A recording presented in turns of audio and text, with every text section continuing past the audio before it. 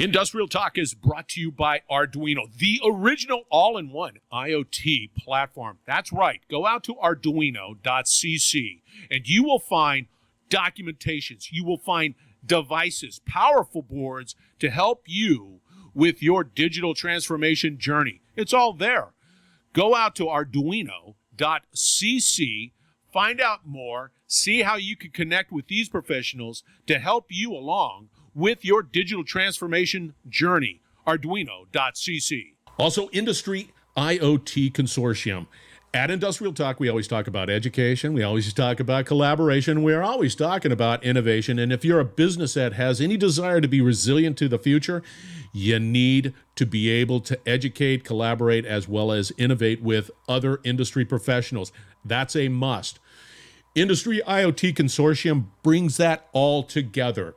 You need to be a part of this community. You need to be connected with these leaders that are all a part of the Industry IoT Consortium. Go out to iiconsortium.org. Find out more. Again, you will not be disappointed. You're just going to be happy. Welcome to the Industrial Talk Podcast with Scott McKenzie. Scott is a passionate industry professional dedicated to transferring cutting-edge, industry-focused innovations and trends while highlighting the men and women who keep the world moving. So put on your hard hat, grab your work boots, and let's go. All right, once again, welcome to Industrial Talk, the #1 industrial-related podcast in the universe that celebrates industry professionals all around the world because you are bold, yes, brave, you dare greatly, you innovate, you're solving problems, you're making my life better, that's important, and you're making the world a better place to live. Thank you very much, and that's why we celebrate you on this podcast. Once again, you hear the noise in the background? Yes, you do. We are broadcasting on-site, MxD, Chicago, Illinois. It is an innovation center that's second to none. I'm looking at through the window, and I can't wait to get in there. And in the hot seat, I was looking at your name tag, by the way. That's what I was like. Yeah, and no, Berardino. Did I get it? Berardino. CEO. MxD. Yeah. Let's get cracking. That's us. And we're just going to talk about anything that we want. We're going to talk about random people. Yeah, that guy's got a great head of hair. And he's just flowing. I'm jealous. I think we're in the same boat. We're in the same boat. Like, hair. I miss my hair. That was long gone. Yeah, as my wife points out. Yeah. Like, get over it. It's been a while. Yeah. So you have a great facility here. It is a pretty cool spot, isn't it? And excellent people. We have an amazing team. You can tell Makes that my job a lot easier. I know. I'm telling you right now, they're passionate. They're on point. They're focused. Yeah. And all the conversations I've had, it's like, yeah, I feel intimidated, and I can eat well. That's about it. Because years ago, a buddy of mine worked for Microsoft, and he said that he was always told, be the dumbest guy in the room, and if you know you're not dumb, you're doing pretty good. I'm like, I'm pretty much the dumbest guy in the room, and I'm okay with it because this is an amazingly talented team. And what you are doing, and that purpose, that mission behind what MxD is doing, is so needed. Because I know that I have these conversations all the time about, hey, we're going down the digital transformation, IoT, AI, cloud, whatever it might be. But it always gets down to the fact that, well, I need to collaborate. Yeah. I need to talk to somebody. I need a Sherpa of some sort to be able to sort of make sense of this. Is that sort of where you see, that whole MxD and the solution right there? Yeah, and we've been around for 8 years. We're the second oldest institute. In the early days, we focused on the big manufacturers, and a lot of it was that exploration, figuring out ideas, deciding what you want to do. The bigger manufacturers have started their digital journeys. So for us, what's changed is now 98.5% of manufacturers are considered small and medium, right? 75% of manufacturers have less than 20 employees. That's kind of this next generation. How do we get them to adopt digital? What's great is that the big manufacturers, they're realizing that too. They're saying, hey, we've modernized our facility, our operations. We got all this data. We're using AI. We're using analytics. We got all this technology.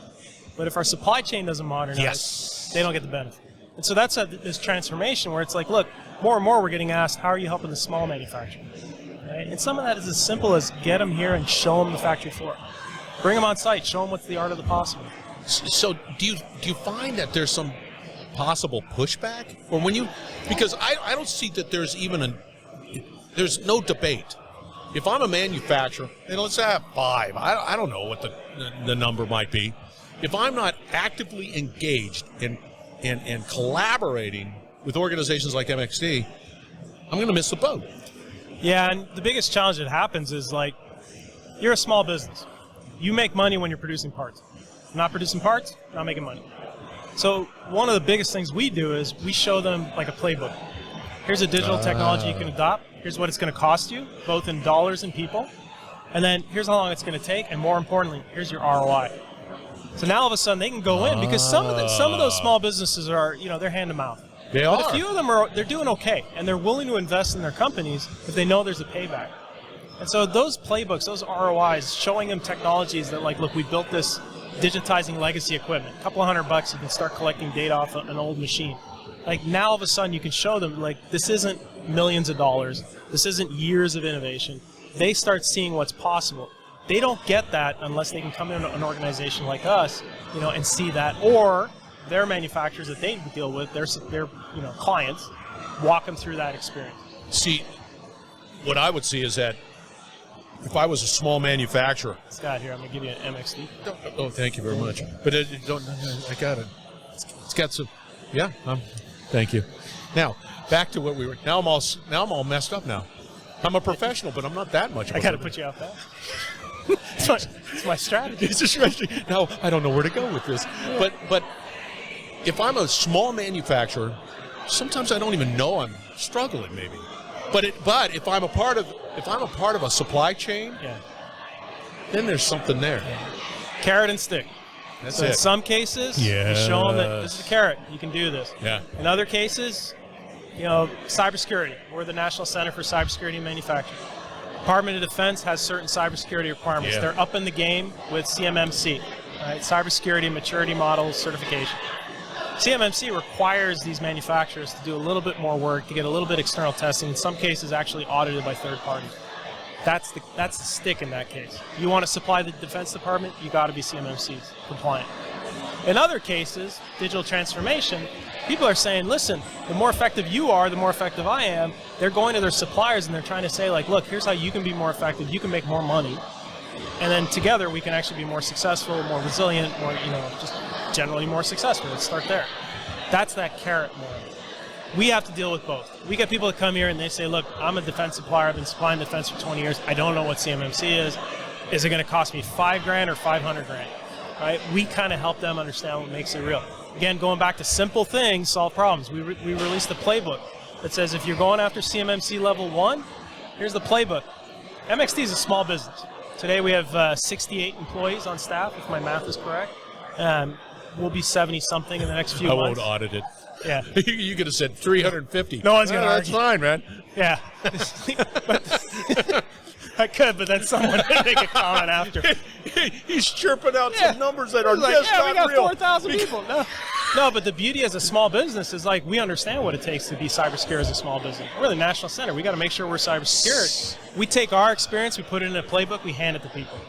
So now all of a sudden, instead of it being the unknown, the fear of, like, well, I don't know what it's going to take, so I assume the worst, or I just ignore it, now we give them the real example of this is what we did, this is what it took for us, here's some little tricks that we learned along the way. See, I think that cybersecurity, I've tried. I've worked ever so diligently. I work with a company, and yes, we have cyber conversations. What I find difficult is having a conversation with people or companies that say, yeah, we're going down this digital transformation journey, and we were hacked, and that wasn't really good, and we corrected it this way. That correction is always an important component to the conversation, right?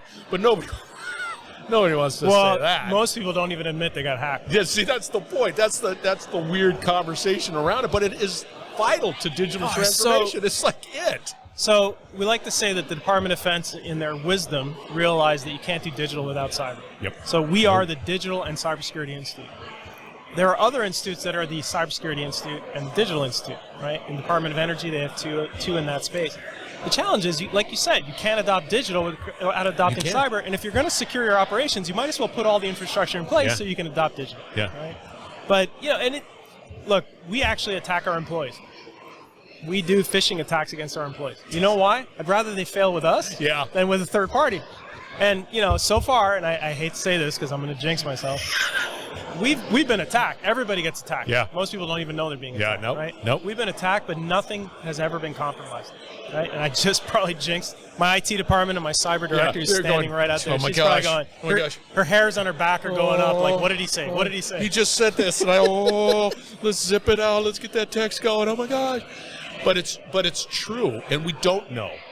And there's one side of me that says, I really don't want to know, because it's sort of scary. However, you need to know. Yeah. And if you want that business to be secure, but to benefit from that digital transformation, where you're going and gaining those efficiencies, it's hand in glove. It's gotta be. Gotta be there. And the thing too is the boards are starting to ask about that. So if you're a public company, people are starting to ask you, what's your cybersecurity posture? What have you done? What do you go? Like, think about it. What large company doesn't have a really well-staffed IT department? They also have a cybersecurity department. They probably have a CISO, Chief Information Security Officer. Like, this is just the part of doing business. Now let's go back to those small businesses. You think a 20-person company has an IT department, let alone a CISO?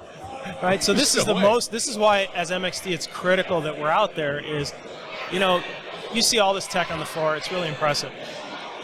When you go out there, you'll see that there's a label that says firewall on one of the boxes on our cyber wall. Somebody asked me one time, why do you stick a name of firewall on there? They know that's a firewall. I said, most people that walk in here, they don't know that's a firewall. Nope. They don't even know what a firewall is. So the fact that we label it means we can have the conversation. And that's the critical part. See, because a lot of them, many, don't understand or recognize or realize, they're too busy trying to manufacture something and do it as efficient as they possibly can, dealing with all the real immediate headaches of, I lost somebody, I need to bring somebody in, whatever it might be, and that's sucking up bandwidth. Do you find with that, can a small to mid-sized company, let's just deal with small, can it afford it? I mean, it's like, I hear you, but how much is it going to cost me to really be diligent about my security? So, yes. The answer is yes, because it doesn't take that much. Okay. Right? So, most people, you can start by upgrading your router. They probably have the freebie they got from their internet provider. Right? Yeah, it's 10 years old. It's got no security on it. Like, a buddy of mine ran a small manufacturing shop, and he had no password on his Wi-Fi because he kept forgetting it. He's like, I told him to delete the password. Right? So these are little things make a huge impact. But, we invest in training. We do periodic testing, but we do training. Don't quote me, but there are tons of companies out there for a few bucks a month, right? $4 or $5 a month, I believe, is what we're paying per employee to do a training program. So then you can roll out a bunch of different courses. I always say that the workforce is your biggest risk, but it's your biggest asset. You want to improve your cybersecurity posture, train your employees. And if you have 5, think about it. It's a hell of a lot easier to train 5 people than 500 or 500,000, right? So, good point. Absolutely good point. Did you see people talk about, hey, we're remote working now? And I understand there's the manufacturing, that's got to be there on site, but then there's this remote component. Hey, we're the back office, we're remote because of, and then all of a sudden they're using their network, they're using any issues there? So let's talk about us, and I think it's a good reflection on the industry. So we shut down completely for 2 weeks, right at the beginning. And then we re-laid out the whole building. First off, everybody was working from home for those 2 weeks, but the building was shut down. We relaunched the factory floor. The engineering team was in the building starting day one after that. They were starting to build all the shields to protect employees so if people wanted to come in. Yep. We then sat down and basically ensured that all of our online systems, video conferencing, all the collaboration tools were there. Cyber was already in place, but one thing we did was when people work from home, they got to be on the VPN. So then we started looking at the policy was always there, but now it's reminders. So it's like we threw a little reminder on everybody's calendar that said log into your VPN, right? So the reminders were there. But here's what was really interesting. What we saw is most of our members went through the same thing. A lot of members that were challenged with digital transformation because of the IT, OT network infrastructure, getting their back office to talk to the factory floor. Yeah. When all of a sudden, you can't bring everybody into the building, it's surprising how fast some of that got adopted. And at the time I said, my biggest fear was that people wouldn't keep this learning. They'd fall back. And I think now, it's been a very rough 2 years for a lot of folks. It's been a difficult time, but some of these things have just stuck. Right. I heard today there was someone that said they do all their monitoring. What used to be people walking around the factory floor for the engineering teams, they do it virtually. If they want to come in, they can come in. They can do it from home. They're perfectly equipped now in a secure way to stream all that data back to their home. Yeah, we're forever changed, and we all understand the bad part of COVID. We just did. Okay, yeah. We got all the news, but then there are always these neat little stories of how companies have developed a way around it and worked and become positive. And I need to collaborate more. I need to work with people more, some way, shape, or form. And so there's the negative, but then there's that positive and that adoption and that acceleration of the adoption of whatever it might be. Yeah. Like, the world's changed, let's be honest. Oh, yeah. Right? And and I think in a good way for exactly what you just said, right? So how do we keep it going? We're going to talk about workforce, and I talked to Liz, but you think about that, it's like one of the messages of our workforce programs is that manufacturing jobs of tomorrow are not the jobs of today, and they're not the jobs from a decade or 2 decades ago. But I could say that about every job. They significantly transformed in the last 2 years, and it's going to keep transforming because of the foundations that we laid. Right? So how do we start thinking about technology as a way to enable that workforce, to make them the most effective, whether they're here in New York or in the beach in South America? Liz was hitting on all cylinders on that conversation. I think that's the best person to talk to. It is, and I think that is such a major topic, major conversation, and sort of that struggle with how do we do this. And she spouted off a stat that was just, mind-boggling. 85% of the jobs have not been discovered or in 2020. I mean, it's a middle school student of today. 85% of their jobs don't exist anymore. Don't exist. Thank you. Yeah. I had this caller on that again. No. It's crazy. That's crazy. It's crazy. Yeah. But when I joined MxD, I heard the metric of 2 million unfilled jobs by the end of 2030, by the end of the decade. Yeah, you talked about that. I didn't believe it. I was like, that's hyperbole. People are making up that number. It's to scare people, right? We're at close to 800,000 today. Think about it. And people are retiring.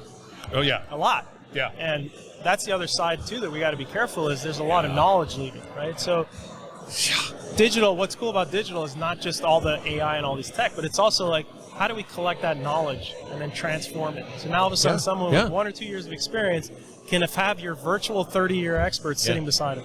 That's where it gets interesting. So if I'm listening to this particular podcast and I'm a small, mid-sized business, whatever, manufacturing, I think the recommendation I would provide, because I don't know where to start, I've got my business over here and it's spinning and doing a thing. I would highly recommend that they engage in organizations like yours, MxD. Absolutely. Start that conversation, begin discussing where to go and laying out the roadmap. I just think it's crucial, and that to me is a clear. It's a clear purpose to do that as a business, and I think that if you don't, as a manufacturer, you're going to miss the boat. It's tough to succeed. It is, and that's sad. All right, how do people get a hold of you? You can email me at Berardino Baratta, Berardino.Baratta at MxDUSA.org. We're going to have his contact information out on Industrial Talk, so fear not. You will. I bet you got a good Industrial Talk stat card. Not Industrial Talk. LinkedIn stat card. Yeah. Send me a LinkedIn. Yeah, there you go. All right, once again, we're broadcasting from MxD, Chicago, Illinois. You need to, if you're up here in this area, can they come on by and say, hey? Absolutely. We have open houses, but just reach out and we can host people. Man. That's a great invitation.